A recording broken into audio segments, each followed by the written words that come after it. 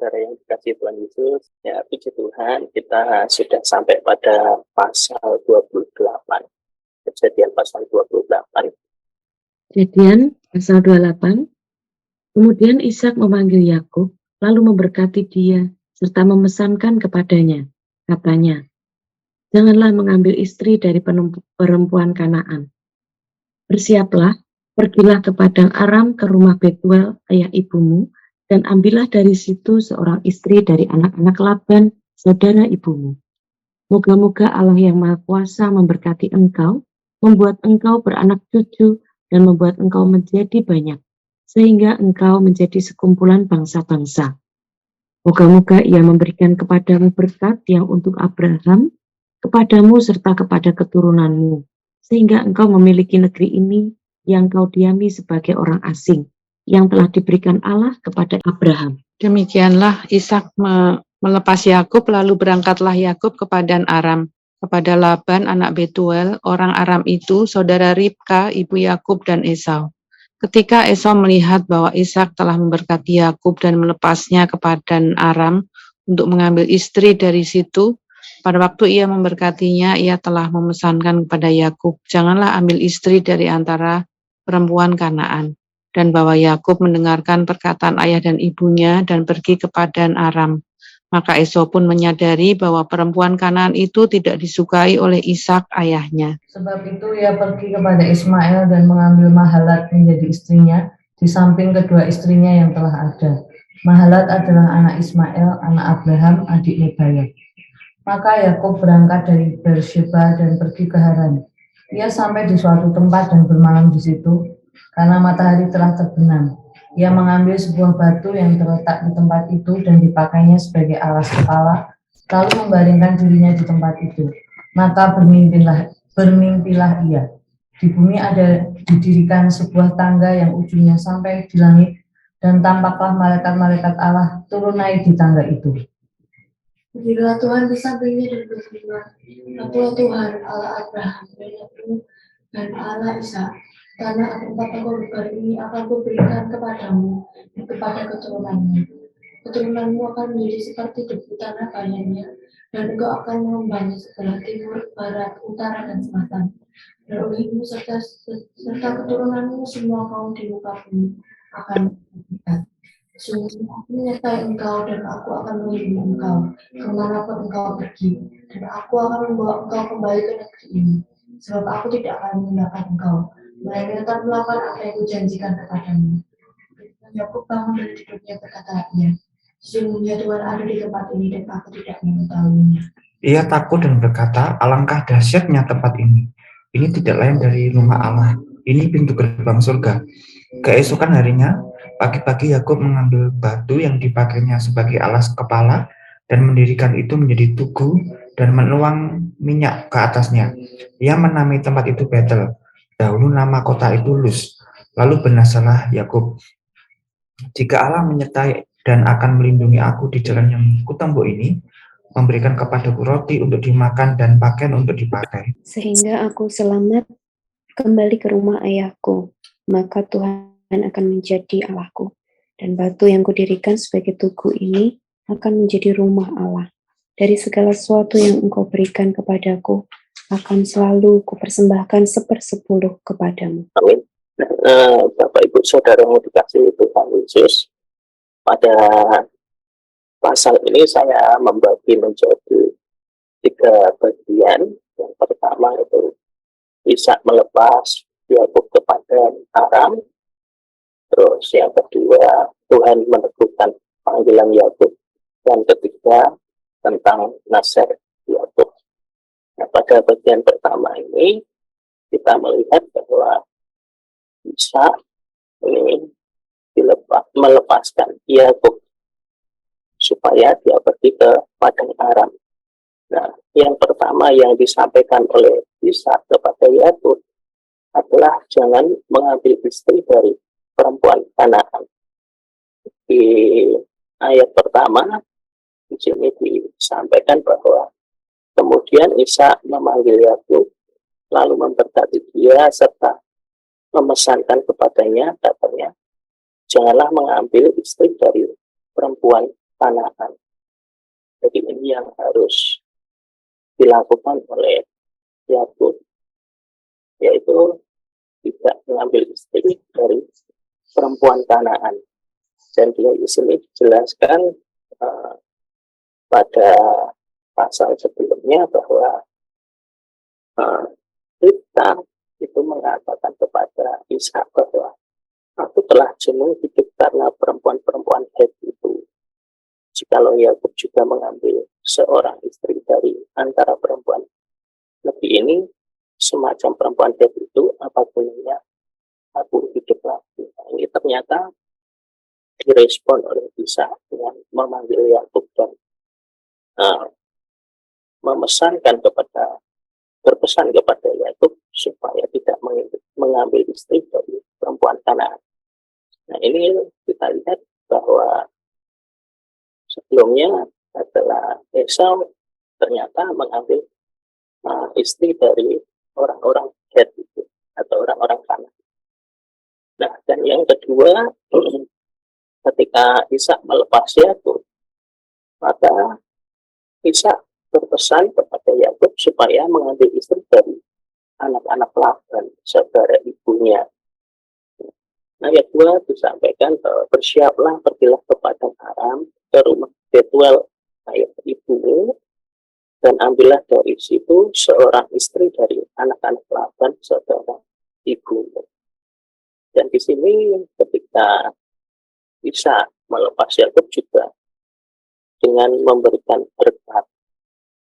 Di ayat 3-5 ini Ishak memberkati Yakub dengan berkat untuk Abraham.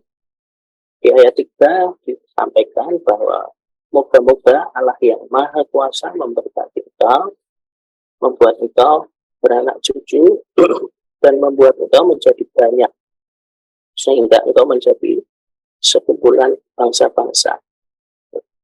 Ada great nation, menjadi bangsa yang banyak, bangsa yang besar. Dan moga-moga ia memberikan kepadamu berkat yang untuk Abraham, kepadamu serta kepada keturunanmu, sehingga engkau memiliki negeri ini yang kau diami sebagai orang asing yang telah diberikan Allah kepada Abraham. Demikianlah Ishak melepas Yakub, lalu berangkatlah Yakub kepada Padan Aram, kepada Laban anak Betuel, orang Aram itu saudara Ribka ibu Yakub dan Esau. Nah, setelah melepas Yakub, Bapak Ibu Saudara yang dikasihi Tuhan, ternyata di situ Esau melihat bahwa Ishak telah memberkati Yakub dan melepaskan ia kepada Padan Aram. Nah, di situ juga Esau mengetahui bahwa ketika Ishak memberkati Yakub, di situ juga berpesan jangan mengambil istri di antara perempuan Kanaan. Nah, karena Esau mengetahui itu, maka Esau berinisiatif untuk mengambil istri yang bukan orang Kanaan. Supaya apa? Ya maksudnya supaya ayahnya juga mengasihi dia, berharap juga akan mendapatkan berkat yang sama. Padahal di pasal sebelumnya kita tahu bahwa berkat itu sudah diberikan kepada Yakub. Nah, di ayat 6-9 ini ternyata Esau mengambil seorang perempuan dari anak Ismail. Di ayat 8, maka Esau pun menyadari bahwa perempuan Kanaan itu tidak disukai oleh Ishak ayahnya. Sebab itu ia pergi kepada Ismail dan mengambil Mahalat menjadi istrinya, di samping kedua istrinya yang telah ada. Tadi sudah ada istrinya, orang-orang terdahulu, dan dia mengambil Mahalat, anak dari Ismail, dan mengambilnya menjadi istrinya. Nah, ini dengan harapan supaya ayahnya juga memberikan berkat kepada Esau. Tetapi ternyata di sini tidak terjadi hal yang demikian. Bapak Ibu Saudara. Lalu kita ke bagian yang kedua di sini, Tuhan meneguhkan panggilan Yakub. Ya, Tuhan meneguhkan ini melalui mimpi. Nah, di ayat 10 disampaikan, maka Yakub berangkat dari Beersheba dan pergi ke Haran. Ia sampai di suatu tempat dan bermalam di situ. Karena matahari telah terbenam, ia mengambil sebuah batu yang terletak di tempat itu dan dipakainya sebagai alas kepala, lalu membaringkan dirinya di tempat itu. Maka bermimpilah ia. Ternyata Tuhan meneguhkan dan menampakkan dirinya menemui Yakub ini melalui mimpi. Dan mimpinya adalah di bumi ada didirikan sebuah tangga yang ujungnya sampai di langit. Dan tampaklah malaikat-malaikat Allah turun naik di tangga itu. Nah, di ayat 12 ini Yakub melihat bahwa ada tangga yang ujungnya sampai di langit dan ada malaikat-malaikat Allah turun naik di tangga itu. Di ayat 13, berdirilah Tuhan di sampingnya dan berfirman, Akulah Tuhan, Allah Abraham, nenekmu, dan Allah Ishak. Tanah tempat engkau berbaring ini akan kuberikan kepadamu dan kepada keturunan. Nah, ini memberikan satu konfirmasi seperti juga yang sudah disampaikan oleh Ishak kepada Yakub, bahwa ia memberkati dengan berkat Abraham. Di sini Tuhan juga menampakkan diri dalam mimpi ya, kepada Ishak. Kepada Yakub ini, dan Tuhan juga menyampaikan bahwa akan memberikan tempat di mana dia berbaring ini akan diberikan kepada Yakub dan keturunannya. Dan juga yang selanjutnya, keturunanmu akan menjadi seperti debu tanah banyaknya, dan engkau akan mengembang ke sebelah timur, barat, utara, selatan, dan seterusnya. Jadi di sini juga Tuhan menyampaikan bahwa keturunan Yakub ini akan menjadi sangat banyak. Dan ini berkesesuaian dari awal sampai pada Tuhan menampakkan diri kepada Yakub, selalu disampaikan bahwa keturunannya akan menjadi sangat banyak. Bahkan ketika tadi ayatnya menyampaikan, itu juga diberkati dengan keturunan yang sangat banyak. Nah, ini memberikan satu konfirmasi yang sangat kuat bahwa Yakub ini benar-benar orang yang dipilih Tuhan, yang sudah dinubuatkan sebelumnya. Kalau kita melihat di pasal 25, akan ada dua bangsa yang besar, yang kuat dalam kandungan kita. Dan di situ bangsa yang satu akan lebih kuat dari bangsa yang lain. Dan anak yang tua akan menjadi hamba kepada anak yang muda. Dan ketika di pasal 27 juga sama. Ketika Ishak memberkati Yakub, maka Ishak menyampaikan bahwa bangsa-bangsa akan takut kepadamu dan suku-suku bangsa akan sujud kepadamu. Jadilah tuan dan seterusnya dan seterusnya. Dan di sini juga disampaikan bahwa keturunannya akan semakin banyak, seperti debu tanah yang sangat banyak. Nah, di sini kita melihat bahwa pilihan Tuhan terhadap Yakub ini semakin diperjelas. Nah, selain itu juga Tuhan menyampaikan bahwa semua kaum akan mendapat berkat oleh Yakub dan keturunannya.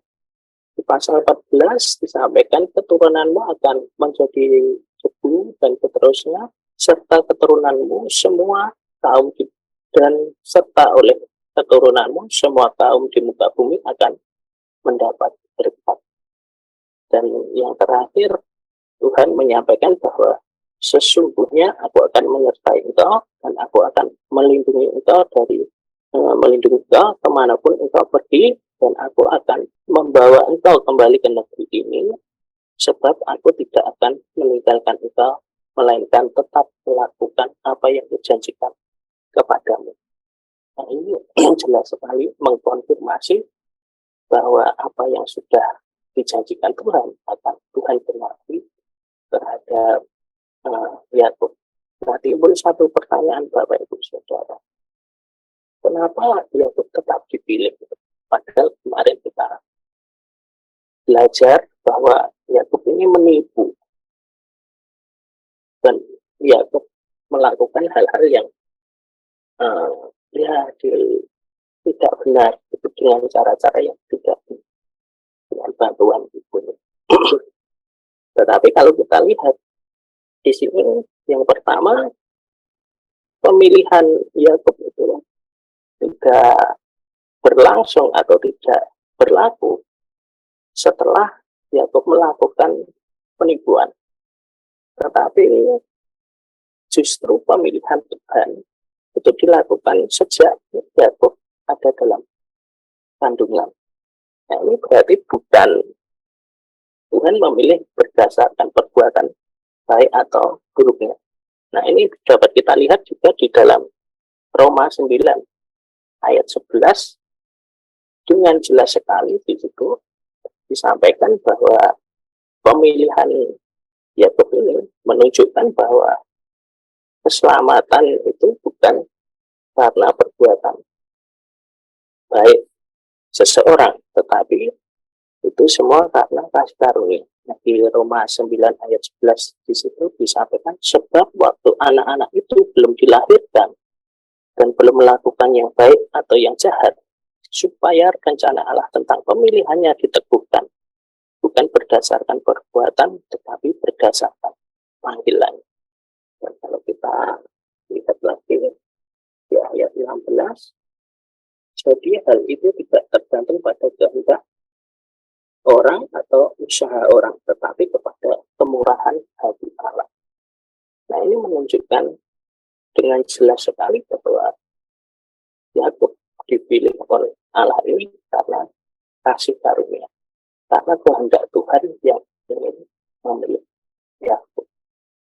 Nah, selanjutnya apa yang dilakukan Yakub ketika mendapatkan mimpi itu? Di ayat 16, ketika Yakub bangun dari tidurnya, ia berkata, sesungguhnya Tuhan ada di tempat ini dan aku tidak mengetahuinya. Ia takut dan berkata, alangkah dahsyatnya tempat ini tidak lain dari rumah Allah. Nah, Yakub menyampaikan bahwa tidak lain tempat itu adalah rumah Allah. Ini adalah pintu gerbang surga. Dan keesokan harinya, pagi-pagi Yakub mengambil batu yang dipakainya sebagai alas kepala dan mendirikan batu itu sebagai tugu dan mengurapinya, menuangkan minyak ke atasnya. Ia menamai tempat itu Betel, yang dahulu namanya adalah Luz. Selanjutnya, di bagian ketiga ini, Bapak Ibu Saudara yang dikasihi Tuhan Yesus, setelah Yakub mendapatkan mimpi bertemu dengan Tuhan, dan Tuhan menyatakan panggilannya atau pemilihannya kepada Yakub, maka Yakub bernazar. Di ayat 20, Yakub mengatakan bahwa jika Allah akan menyertai dan melindungi aku di jalan yang ketujuh ini, memberikan kepadaku roti untuk dimakan dan pakaian untuk dipakai, sehingga aku selamat kembali ke rumah ayahku, maka Tuhan akan menjadi Allahku. Nah, ini satu nazar yang luar biasa, Bapak Ibu Saudara. Di sini bukan saja mengakui Tuhan sebagai Allahnya, tetapi jauh lebih daripada itu, di sini Yakub juga menyampaikan bahwa ia akan mendedikasikan dirinya kepada Allah, kepada Tuhan. Kalau kita lihat di sini, apakah Yakub tidak percaya Allah? Kalau kita lihat, ya Yakub sudah percaya.